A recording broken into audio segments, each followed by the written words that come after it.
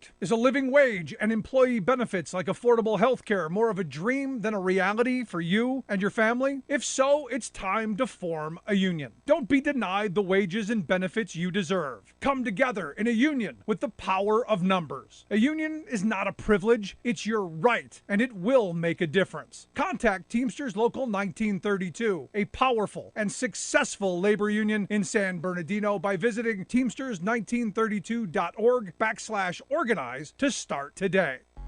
Located in the heart of San Bernardino, California, the Teamsters Local 1932 Training Center is designed to train workers for high-demand, good-paying jobs in various industries throughout the Inland Empire.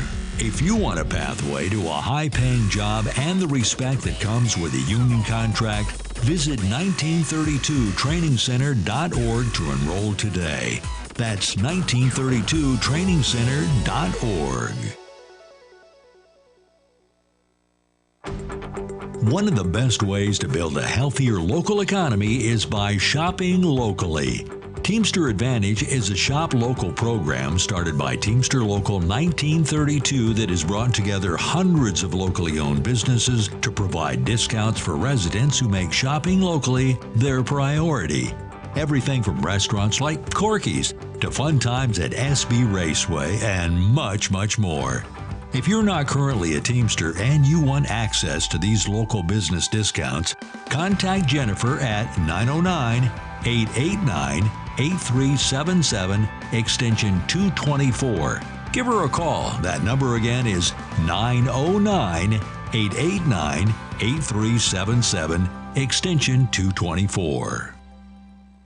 Labor unions built the middle class, and the middle class built America. That's the message from Teamsters Local 1932, a strong and successful labor union based in San Bernardino that represents over 14,000 hardworking people across the Inland Empire. The Teamsters are ready to help you organize for better pay, increased benefits, and improved working conditions. Reach out to Teamsters 1932 at teamsters1932.org/organize to speak with an organizer today.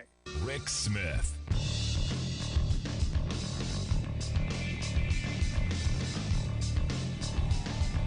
And welcome, brothers, sisters, working class heroes. This is the Rick Smith Show.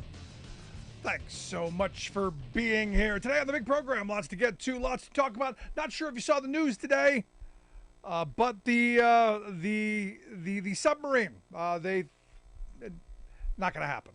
And look, the weird thing is they knew from the beginning. Evidently, the Navy heard the implosion, which sounded kind of like a kid walking down the street stepping on a tin can, because that's what happens when you send a tin can thousands of feet underwater. The pressure, once it begins to crumble, there's no stopping, and it is, well, it's immediate. And look, the weird thing is this is another one of these moments where we look at our billionaire class and go, maybe they're not as smart as we think they are. This is what happens when you go into crushing open water, ocean depths in basically a propane tank that you bought from Home Depot, controlled by a controller from the dollar store. Now, I'm not trying to make light of these people's demise, but the arrogance of this kind of billionaire rich person adventure tourism is interesting. Now, for me, the part, I spent all day, glued to the different news channels talking about, the latest this, and they got people who participated in this. And let me tell you, reality over the next several days, weeks, months, years, because there's going to be lawsuits, lots of them. This is what deregulation gets you.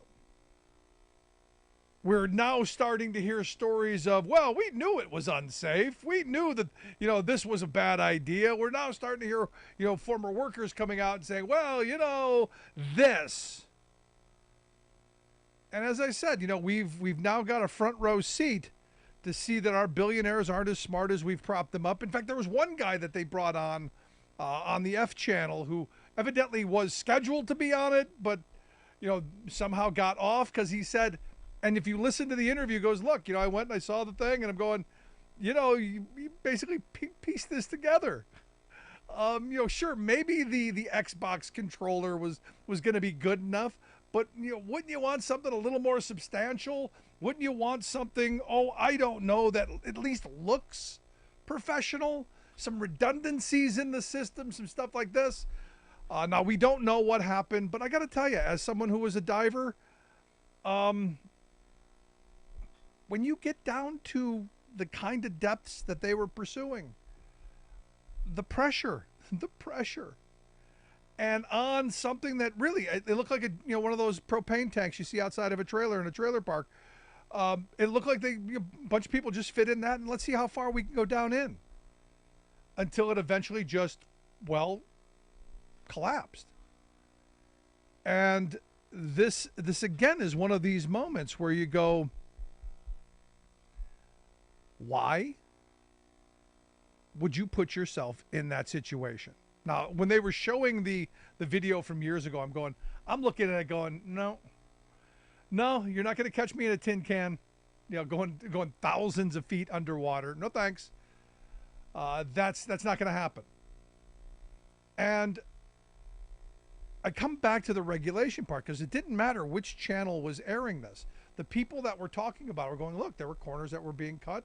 There were things here that they didn't pursue certain certifications. They didn't pursue certain, test certifications at different depths. There's a whole bunch of questions here.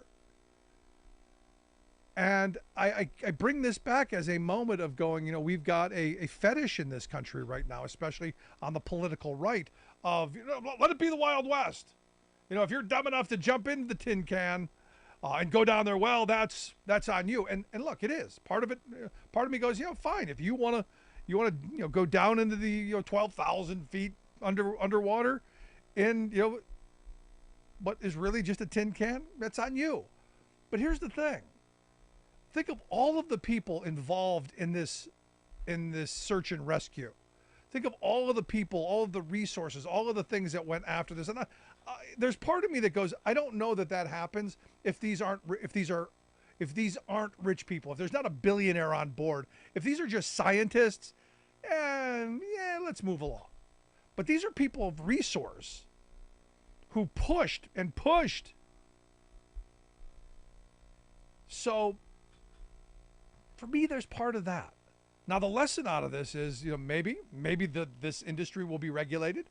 Maybe adventure tourism will begin to be regulated, and we'll start to put some guardrails on. For instance, I had someone send me today that if I wanted to take my wife on a Michelin star meal adventure, an adventure of the stars, for just $130,000, me and the wife, $260 with the two of us.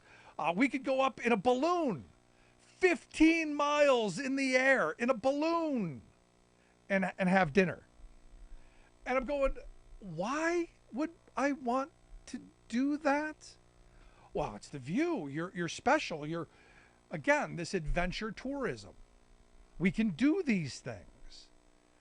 And, again, I come back to, because maybe you can, should you? And look, I have, and take this however you're going to about me personally. I have no sympathy for folks who do this stuff. I have no sympathy for people who put themselves needlessly in harm's way. Take unnecessary risks, because that's not something working people are able to do. So these people were able to pony up $250,000 for a seat in a tin can. Maybe they should have had something better to do. Just curious what your thoughts are. I've had a couple of conversations where I've had people who, no, Rick, you're just being mean. There's no jokes here, and there aren't jokes here. Someone said to me, maybe he should have pulled himself up by his bootstraps, and I'm going, that's not funny.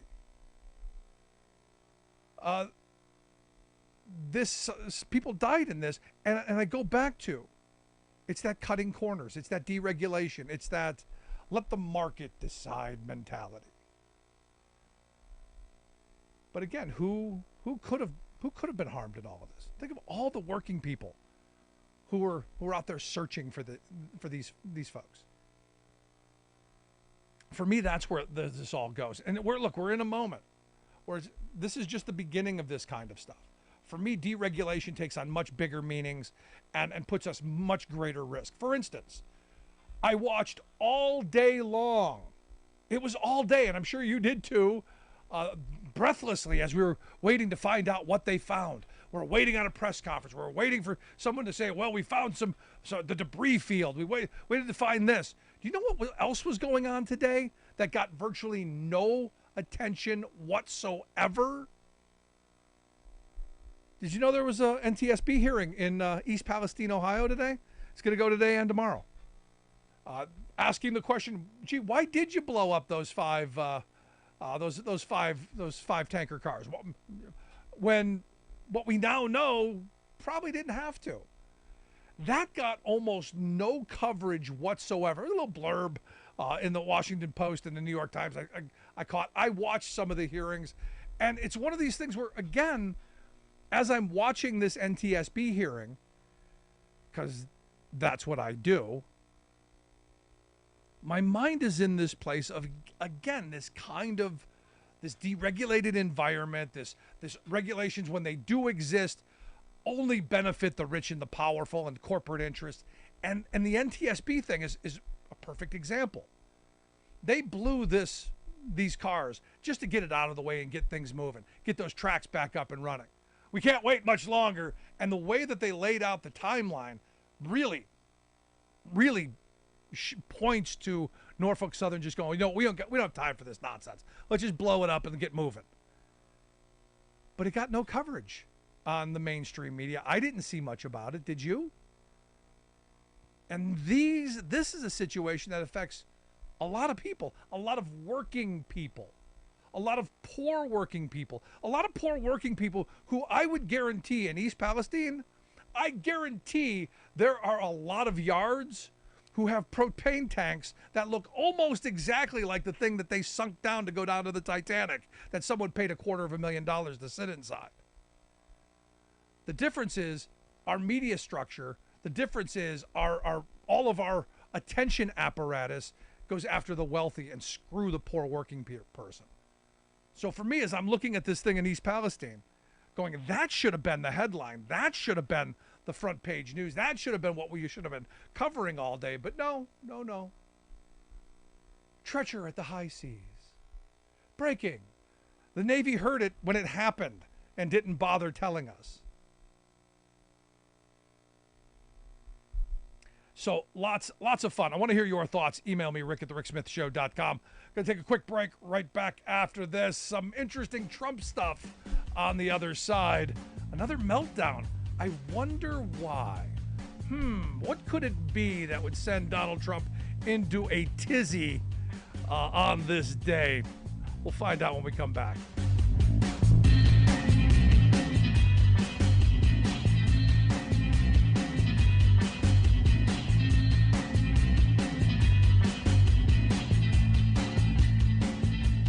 We are AFGE, the American Federation of Government Employees. We represent 700,000 federal and D.C. government workers who are the vital threads of the fabric of American life. We support our nation's military. We take care of our nation's veterans. We protect our nation's borders. We respond to our nation's crises and natural disasters. We provide services to our nation's seniors. The American Federation of Government Employees. We work for America.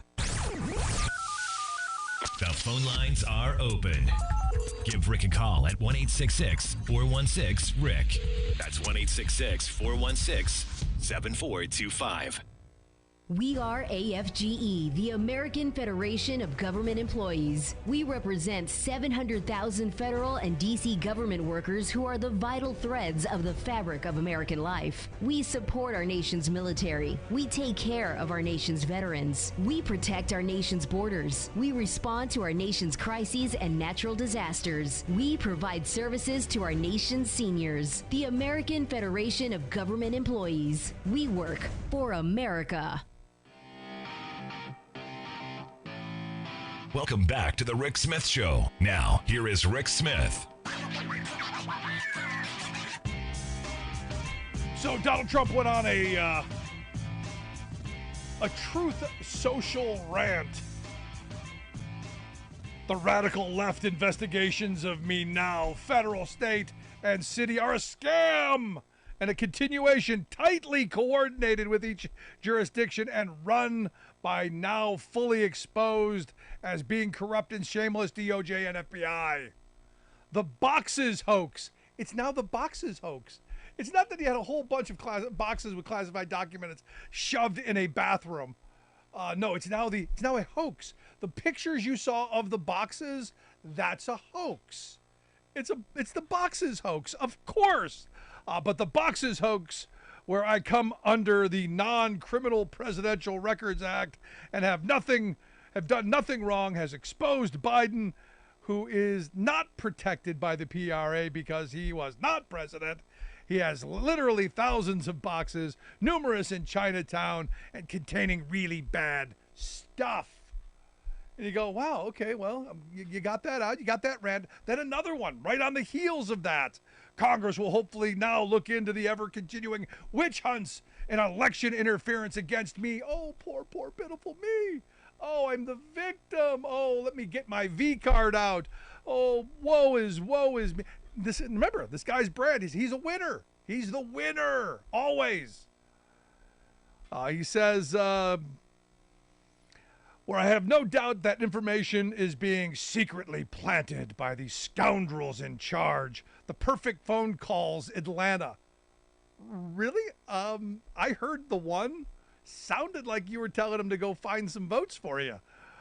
He says the illegal DOJ, Pomerantz, Manhattan DA hoax, another set of hoax, huh?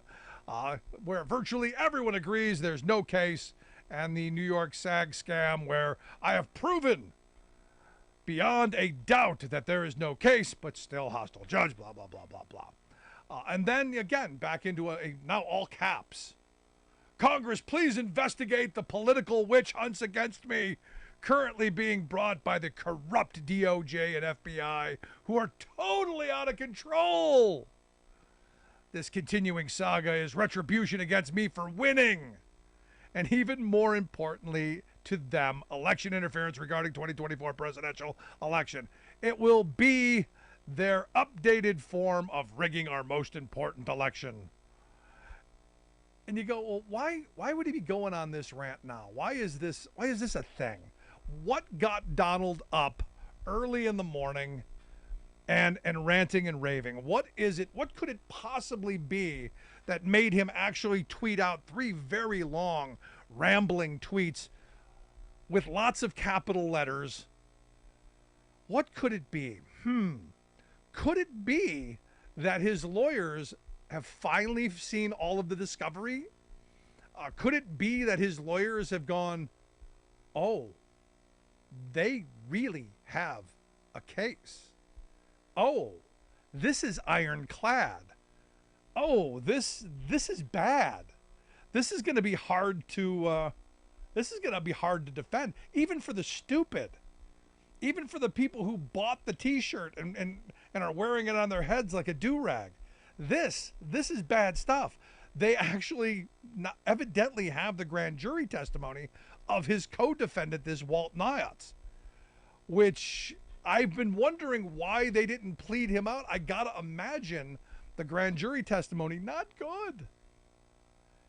And this is one of those things where you go, will the Republican Party eventually throw him to the wayside? Now look, he keeps saying that, Biden wants him out because he's the only one who can beat Biden. Nonsense.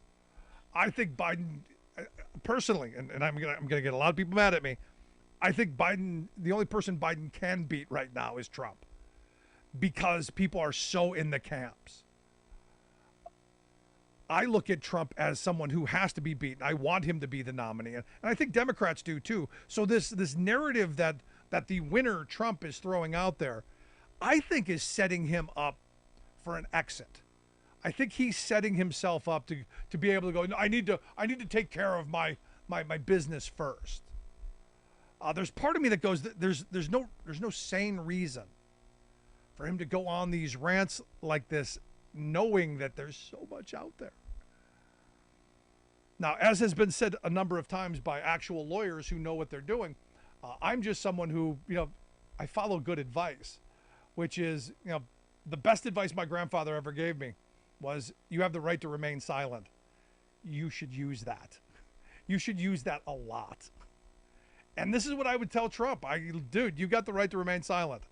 You've got the right to not incriminate yourself, which it seems every day you're doing a pretty good job of. Now, what's interesting is still to this day, the polling is still showing that the people who bought the hats and the shirts and the MAGA crowd still not getting the gravity. I think Trump's coming around to understanding just how bad it is for him. Because he's being charged for actual crimes. That things that if you and I would have done, we'd already be under the jail. There would have been not a year of kid gloves and cartwheels and gymnastics to, oh, pretty please, can you give them back? Look, the institution of the Department of Justice and the FBI, they want to leave sleeping dogs lie. They don't want to have to go and fight all this stuff. Makes them look bad.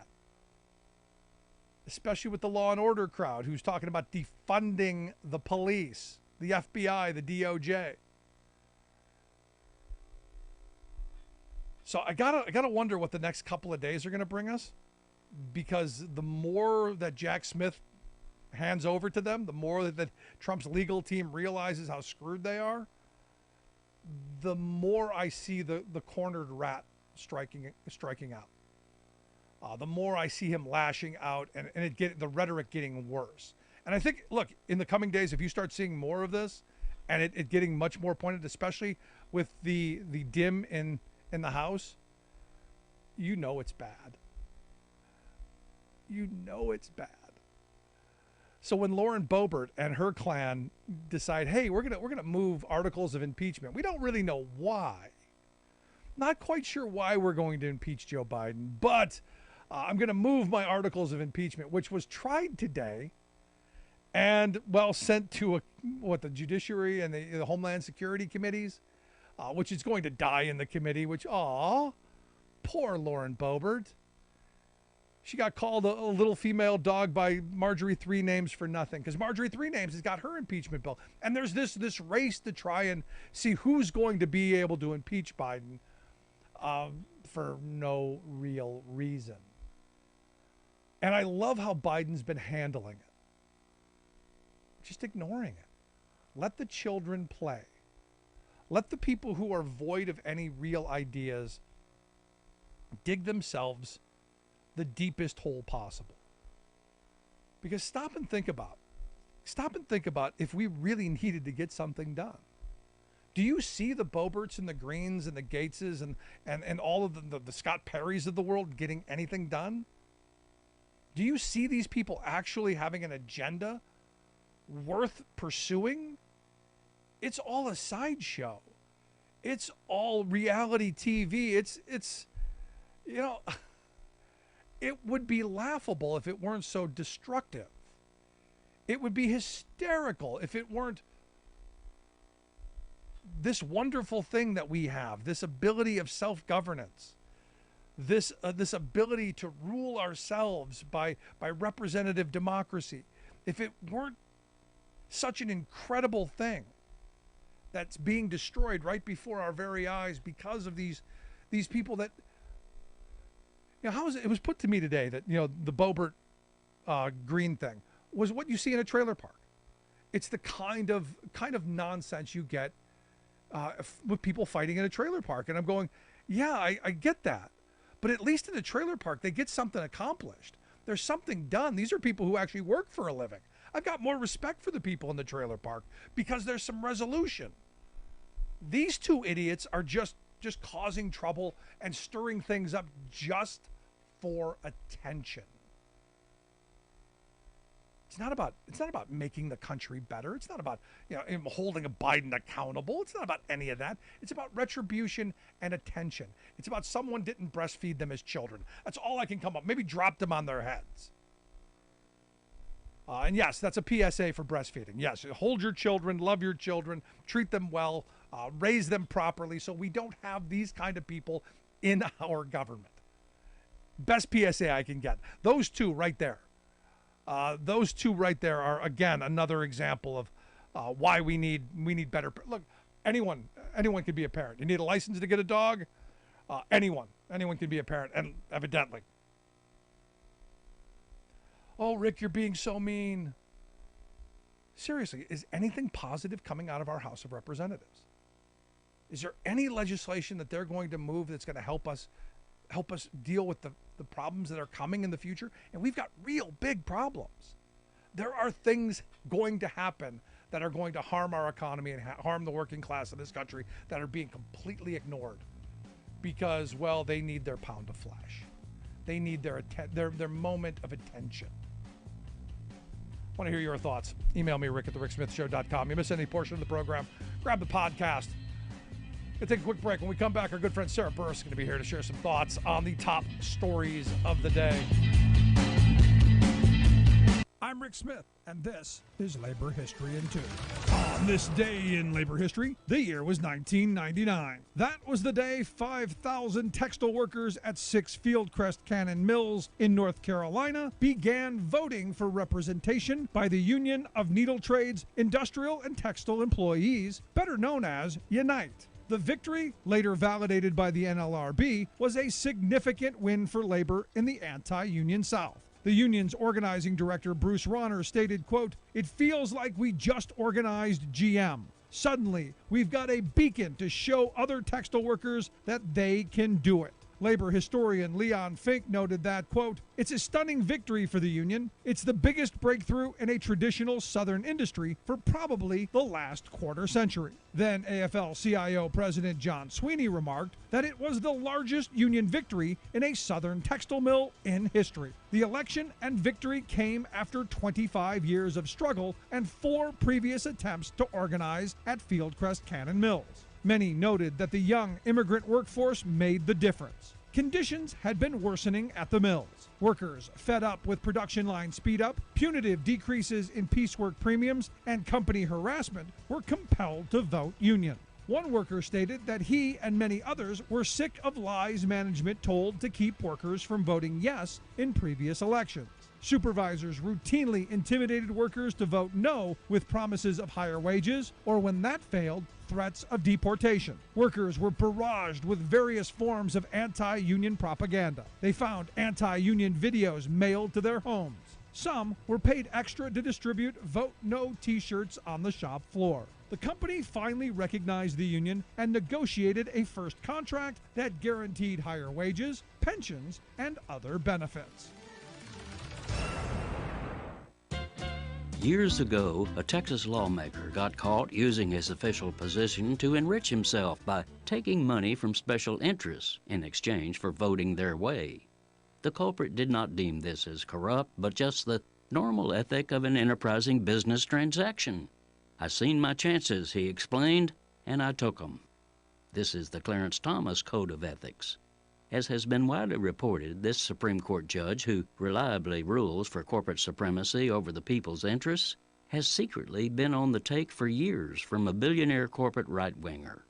Real estate tycoon Harlan Crow, an extremist activist for plutocratic government, has been lavishing millions of dollars worth of luxury vacations, private jet travel, family housing, and educational payments, and other gratuities on Thomas. Yet, this supposedly supreme lawyer says he detected no whiff of bribery, nor did he see any need to inform us commoners of it. He simply seen his chances and took 'em. But Thomas knew damn well that it was improper, corrupting, and disgusting. After all, during the last 3 decades, he has consistently voted for court rulings to make such obvious graft legal. For example, he's voted again and again to drain common sense from our anti-corruption laws, declaring that it is legal for a corporation to keep a public official on private retainer. that it's okay for political officials to sell access to their offices, that the appearance of corruption is not corrupt, and directly relevant to Harlan Crow, Thomas voted that it is technically not bribery to try influencing public officials by bestowing a series of gifts to them over time. This is Jim Hightower saying, if it seems to you like the system is rigged to favor the powerful, there you have it. Clarence Thomas is both the rigger and the beneficiary of the system.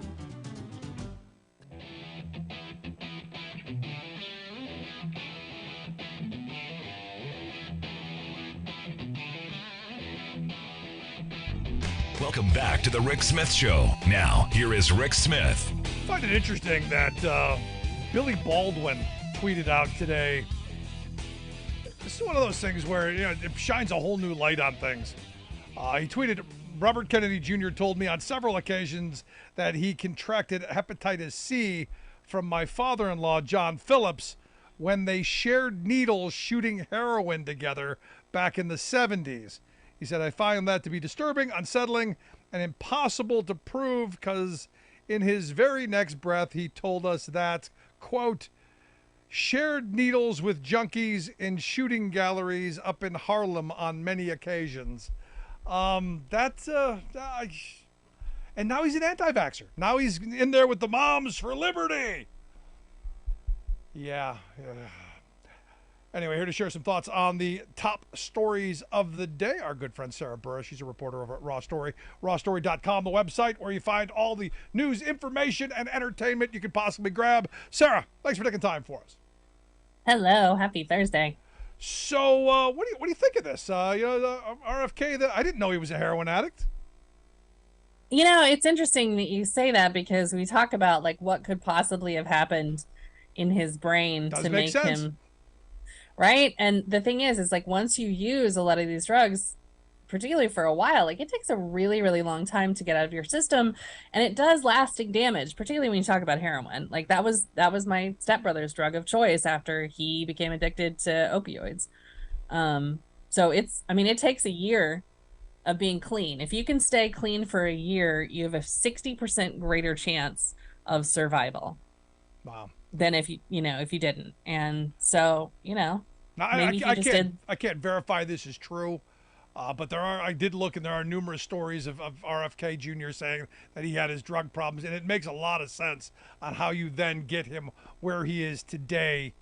It is what it is. Got to get your thoughts on the tin can, the propane tank from Home Depot. They thought they could take down to the Titanic with the dollar store controller. Any thoughts? So, my favorite comment today came from Dan Crenshaw, who is blaming Joe Biden for the tin can. I know, right? You're surprised. Hold on. How do you blame Biden for this? Right? Because that was my question. I was like, hold up. Let me understand this. It took them 2 hours. Once they got underwater, 2 hours, and the tin can imploded. And in that 2 hours, Joe Biden was supposed to leave the White House, sail 900 miles to this spot, and then dive down 13,000 feet and pull these people up by the strength of his old man ice cream arms. Like, come on. No, and the weird thing here is, Sarah, is we now find out that the Navy actually heard it implode. When it happened. So this whole last couple of days, all of this breathtaking breaking news and holding for this press conference or that was all for naught. They knew that the kid was walking down the street and stepped on the tin can, and they were all crushed because that's what happened. You're a diver. You go down deep enough, the pressure is just going to crumple you like a tin can, especially if you're going down in what looks like a propane tank. I know, like that's the thing that my dad and I were talking about this because it's just like, dude, just imagine the pressure on you. Yeah. And I think I heard somebody say that it was something like 4 times the Eiffel Tower falling on you. Like that is just inconceivable, the amount of pressure. I have issues clearing my ears at like 30 feet. So I can't even imagine what this would be like. And probably my favorite interview that I heard today was Josh Gates, who is the Expedition Unknown guy that I have like the craziest crush on. Like, how do you not, right? And Josh Gates knows the people who built the thing, and he chose not to go down with it because he didn't feel like the tech was really there. And his point was that at the point that he thought about going down to the Titanic and doing this whole thing, there was really nothing else to compare it to. The kind of I guess he called it was like a polymer. It was like a combination of different fiberglasses and metals, had never really been tested at that depth before. Right. And so even though I think they've done a couple of these trips, what other folks have said is that they've had a bunch of problems every single time. So I just, and it just all seems like a really bad idea to me. I don't know. Arrogance. I mean, the arrogance of our billionaire class. And look, I have no sympathy. If you're dumb enough to get in that tin can and shoot your behind down there, that's on you. But for me, I look at the fact that we've spent so much resource. You got a congressman blaming the president for not doing something. We sent the Navy, we sent the Coast Guard, we sent Canada sent people. This was a global thing. Yet there was a hearing today in East Palestine, Ohio, about a train derailment where they blew up chemicals that are going to probably poison people for decades. That didn't get a peep. Yeah, and I think too, like the whole, there's been this whole conversation about the comparison between this and like MH370. And I mean, at the very least, the MH370 people didn't opt to like jump in the water, right? To crash the plane. And so it is this idea that news has just been taken over by banality simply because it's something that can distract us from the sadness and depression that is Donald Trump's, craziness and all roads lead back to Trump, don't they? Right? It's just like somebody needs something to talk about, and that's not Donald Trump, and I just don't understand why this is it. Well, what got people's attention is it was a billionaire. If it were you or me in that tin can, they'd be mocking us incessantly. And for me, the reality is this: the lesson out of this is all the deregulation fetish people need to shut up. These people died because there were no regulations. And that was one of the things that some of the other sub people have talked about, is they're so scared that this is going to destroy, the submersible community of people. And the guy said, all of those companies that are doing it the right way and complying with all of the regulations, they're going to get a bad rap now. And it's just like, oh, that sucks, right? Like, and the idea of exploration, like, I'm all for exploration. I think it's amazing. And some of the documentaries that Nat Geo has done where they filmed the Titanic, unbelievable.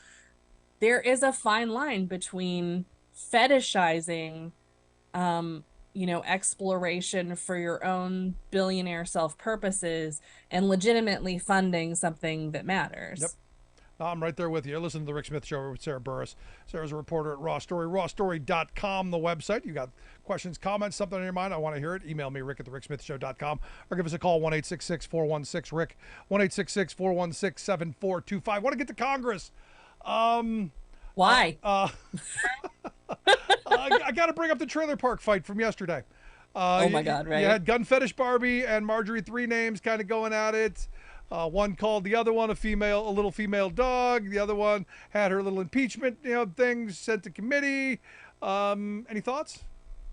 So somebody on MSNBC, I heard, compare it to Real Housewives of Capitol Hill, and I was like, this is just the most disgusting thing in the world. Like, as if the Real Housewives series isn't already disgusting, but this idea that now we have turned one of the most sacred institutions of the American government into nothing more than some reality TV nonsense is just, it's horrific. And then they voted to censure Adam Schiff because Trump is still mad at him. And you're just like, wow, this happened under Congress. Yeah, and Schiff couldn't have paid for better PR. Schiff couldn't have paid them to do that. I mean, honestly, if I'm Adam Schiff, I'm sending. They're now, all of them are on my Christmas card list because he's been. I don't know about you, but my email box and my cell phone's been blowing up with people going, "Hey, this is Adam Schiff. I got censored. Send me money." Yeah, no, I think you're absolutely right. And I mean, really, of all of the people who there were like 5 different attorneys that were members of Congress who were on this impeachment team, and somehow it's just Adam Schiff Yeah. that Trump is furious at. And so that whole thing just seems like that is pettiness creeping in from Donald Trump's, own emptiness inside. But is it inevitable that they're going to impeach Trump, do you think? Or, I mean, impeach Biden, do you think? Do you think that there's so much momentum on the Republican side that they have to get their pound of flesh? Because you got Boebert, she's got hers. You got Marjorie, 3 names. Evidently's got one. Evidently Comer's talking about potentially something in that. The Kentucky Congressman Comer's talking about something in that way. Do you think this is inevitable that they have to? It doesn't matter what for. It just has to happen. Well, it's really important that you know that Marjorie 3 names had the first one. I mean, that is clearly the most important piece of this week, is that she wanted everybody to know, I filed the first articles of impeachment and all y'all are copying off of me. But what was interesting is when Boebert pushed the vote on this, they basically sent it back to 2 different committees where it will probably never be seen again. Yeah. And Republicans were freaked out about it because they don't want to be on the record for this. And I think it's the best possible thing that could happen to Joe Biden is, basically taking a legitimate impeachment for Donald Trump, and they're trying to now expunge it. Like that was the thing that Green and Elise Stefanik got together on today. And at the same time, then they're going to impeach Joe Biden because they think he wore a bad tie or something that day. Yeah, I come back to this moment where my mind always goes, I wish they would use a portion of the energy they put into this sideshow, to this circus, in actually doing something that's going to move the country forward. That's actually going to be positive, creating jobs, rebuilding infrastructure, whatever it is. I don't care. Planting flowers in the ellipse. I don't care. Something positive that could come out of it. Just all of the energy that they're expending. I know that's a pipe dream. I know it's never going to happen. But there's part of me that goes, I wish it were possible. Right? Make tulips great again. Ted Lieu Ted Lieu made a similar comment where he was like, this is basically the perfect example of a do nothing Congress. They can't get anything passed. And it's not necessarily because they are inefficient. It's just that they disagree with each other so much that there's nothing that they could agree on to actually pass, even whenever it comes to articles of impeachment. So, I think it's just, we talk about it would be nice if they achieved something, but these are the people that you don't really want to achieve anything. So it's like, 6 one, half dozen the other, right? Yeah. Now, I read the Truth Socials today by Trump. Talked about him earlier. He had his little meltdown, and all of the hoax stuff. Evidently, the boxes it's now boxes hoax or box hoax. That's a new hoax. Really, there are pictures of the box. I mean, literally, I don't know how you wipe away the boxes, but that's a hoax now too. Everything is a hoax, which is hilarious because I'm pretty sure he's admitted how many times now. Yes, I had the documents. They were mine. They're all mine. These are my documents. And it's just like over and over he said that. Now they're like, it's a hoax. No collusion. Witch hunt. Perfect call. No, I like the defense on Brett Baier. There was classified documents in there, but it was in boxes with my stuff, and of course my stuff's more important. What do you want me to give you my stuff? And that was like the weirdest. Somebody described him as a hoarder, he sounded like an old man hoarder, yeah? Where he just pushed all of his golf shirts and stuff in with a bunch of classified documents, and you're like, what? No, I said what? See, I said from the beginning that this is about his ego. I said he took all that stuff just so he could have. He is a hoarder. I mean, you look what I got, so he could show off to people. And now we're finding that out. He could potentially end up in jail for being a hoarder. Right, and I think realistically, what probably is happening is exactly like what you say. The fear, and I think where the spin could come in, is saying it's entirely possible that he was trying to sell this stuff to somebody. And folks want to see that investigated, ensure that didn't happen. Yeah. And but I think I really do think that the whole purpose was just to be like, hey, did you see these classified folders I got? Yeah, look what I got. No, see, I'm gonna be in the minority and say I don't think he was trying to sell them. I think it was purely about ego. I mean, if you remember at the beginning of his administration, there was the meeting with Abe, and where they had classified documents just laying around a ballroom. It was one of those things where you go, he was so derelict in duty and so casual with this stuff that it was just, look what I got. Look at how important I am. That's my view. It's always been my view of him. And what has been funny to watch him do in coming up with his new excuse, which was I was busy. Like I was too busy to sort through all of the stuff and pick out the classified documents for my golf shirts. And it just begs the question, what were you too busy doing in the final days of your term in office? Oh, that's right. You were protesting the 2020 election and trying to maintain your power and then trying to stage a coup at the United States Capitol. That's right. You were very busy. Well, we're going to find out. Finally, I want to get your thoughts on a couple of states are going after. We've heard a lot about election fraud. We've heard all the fake election stuff going on. It turns out that Michigan, Dana Nessel's going after some people who did some hanky stuff on gubernatorial candidate forums. Also, Colorado going after some folks who did some fake signature stuff. Seems like the people are pointing the finger, going, "Oh, there's all this fraud going on." Seems like they're the ones doing it. That's the crazy part of all of this, is that all of the voter fraud that we saw after the 2020 election, it turns out a bunch of it came from Republicans. All those folks down in the villages in Florida were voting illegally. Mark Meadows was trying to file an absentee ballot in 2 states, which he got away with. Nobody did anything about that. And so it just seems like the reason that they're pointing fingers at Democrats is that they're the ones who are actually doing it.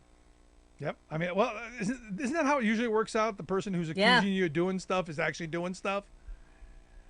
Yeah. Yeah, and that has been the case. I keep seeing this happen over and over and over and over again. Like, it stopped being funny. For a while I was like, oh, that's cute. Like, they really are blaming us for that. No, they are coming up with these ideas to accuse Democrats of because they're actually doing it. Yeah. I don't know, man. I don't know. But Sarah, as always, I appreciate the time, the insight.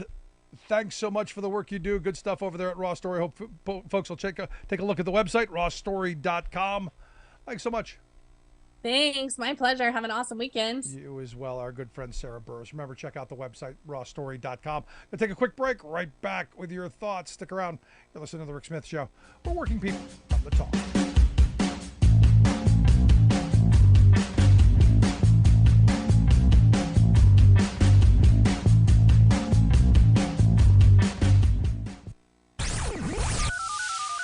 The phone lines are open. Give Rick a call at 1-866-416-RICK. That's 1-866-416-7425. I'm Rick Smith, and this is Labor History in 2. On this day in labor history, the year was 1969. That was the day that the Cuyahoga River, which winds its way through Cleveland, Ohio, caught on fire. Cleveland was once the 6th largest city in the nation. During the early 20th century, the city had a booming steel industry. Clevelander John D. Rockefeller made the city a leader in oil refining. But after World War II, industries left strong union cities like Cleveland and Detroit. These jobs moved south and overseas, where wealthy industrialists could exploit workers in markets with weak labor protections. As a result, Cleveland fell on hard times. During the 1960s, the city lost 150,000 residents. As jobs left town, so did the workers. The once proud factories that lined the banks of the Cuyahoga River had brought jobs to the city, but they also pumped pollution into the waterway. When a passing train put off sparks, the river oozing with oil and debris caught fire. It was not the first time that the river ignited. Time magazine posted dramatic photos of the burning river, although the photos were actually from an earlier blaze. The pictures helped to fuel the growing environmental movement. They gave momentum to the passage of the Clean Water Act.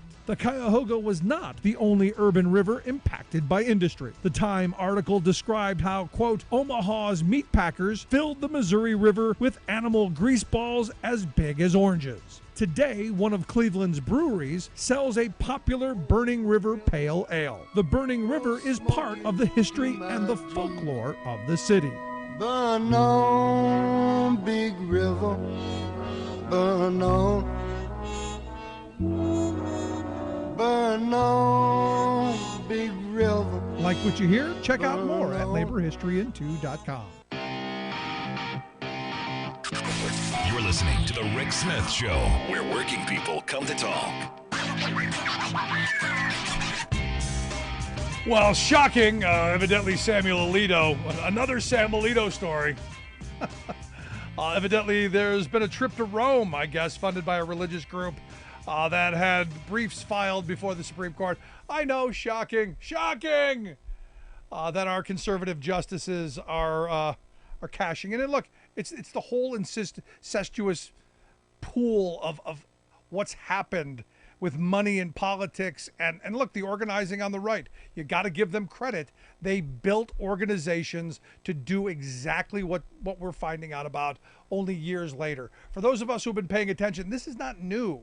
It's not news. It's not surprising. It's not shocking. It's not breaking. It's how it's been. This isn't new. It's finally someone now cares. They've built these incestuous institutions for just this. It's the same thing with the C Street people. They know what they're doing. They're grooming people from the day they get into college all the way through till they retire from the Supreme Court. They got them. Let's go to the phones. Got Alice on one. Alice, how are you? Totally insane.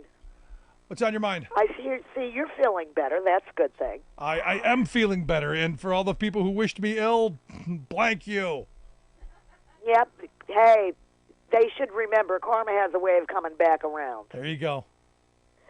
What I wanted to say was, and this goes along with what you were saying, you know, for years, and this is the problem, for the past, and I'm going to say since the 70s, the early 70s, we've watched while the right wing has lost their mind.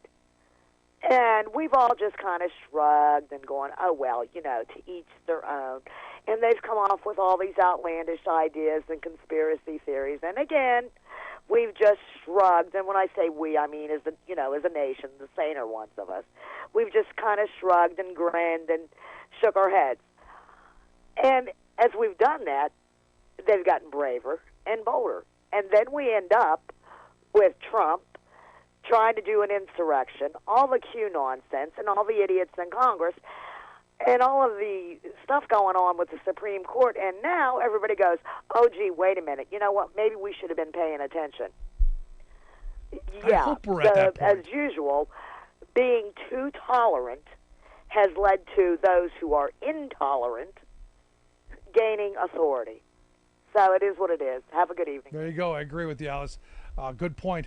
But the thing is you look at this level of corruption, and this is what this is. This is corruption. It's legalized corruption. They've made sure that there are no ethics violations. They've made sure that they don't have to report this stuff. Whereas if you're the janitor, you work in the kitchen at the Capitol, you've got all kinds of restrictions. You've got all kinds of rules and regulations that you have. But our elite. And what I find interesting about Alito's comments yesterday in his pre-buttal to the ProPublica piece of, well, the seat was going to be empty anyway. I was just doing them a favor. I was doing them a favor by filling that seat, by having, my gas cloud in that seat, which is arrogant beyond belief. But it's how these people think. And that somehow that we little people shouldn't be looking to our Supreme Court as people who follow the rules without question, because they're the ones who are setting them. But the level of corruption here is mind-blowing.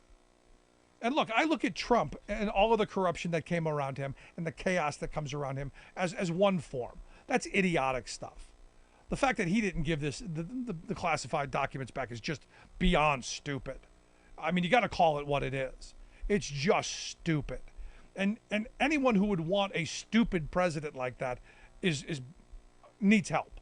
I mean, that tactically was a moronic thing to do.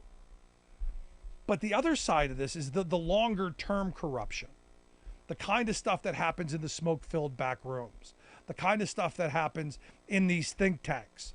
All of this stuff, moneyed interest, the billionaire class who have been funding these think tanks for decades.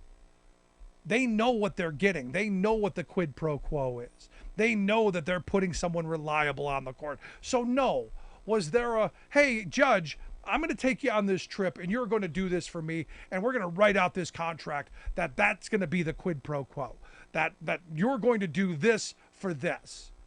That doesn't happen. They know that the person they've put on the court is bought and paid for because they've been paying for them for decades. They've been grooming them for decades. They've been shaping their ideological thoughts and putting them through a grinder of tests and compromises, so that when they're in the positions that they're supposed to be in, they're already broken. They're house broken. They know where the litter box is. They know where not to take a dump. And they know where to take a dump, and that's right on the heads of working people, which is exactly what our Supreme Court has been doing for years now. We got a lot of waking up to do, folks. We got a lot of coming together to do. We got a lot of taking back to do. But I want to hear your thoughts. Email me, rick@thericksmithshow.com. Miss any portion of the program? Podcast. Wherever you get your favorite podcast, you'll find ours. Right back after this. These heat waves are getting more frequent, they're getting more intense. Record-shattering heat broils India and Texas, astonishing forecasters. All of this action must be global, it must be immediate, and it must start with the polluted heart of the climate crisis, the fossil fuel industry. United Nations closes a fossil fuel industry loophole. Plus, hey, it tastes just like chicken. USDA approves the first lab-grown meat for sale in the U.S. Sounds terrible. All of those stories and more straight ahead from BradBlog.com. I'm Brad Friedman. And I'm Desi Doyen. Stand by for 6 minutes of independent green news, politics, analysis, and snarky comment. Hey, it tastes just like chicken. It is chicken. That explains it. This is your Green News Report. Okay, Desi Doyen, are we actually now forced to compare the terrible heat they've been having in India and Pakistan for so long with the heat we're now seeing out of Mexico and Texas? Yeah, unfortunately, it's very similar. The stunning, persistent heat dome that is broiling Texas and northern Mexico is astonishing meteorology.